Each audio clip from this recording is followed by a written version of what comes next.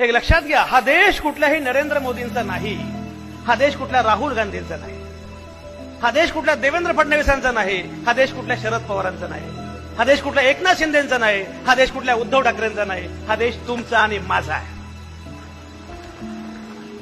सर्वसामान्य माणूस हा या देशाचा केंद्रबिंदू आहे.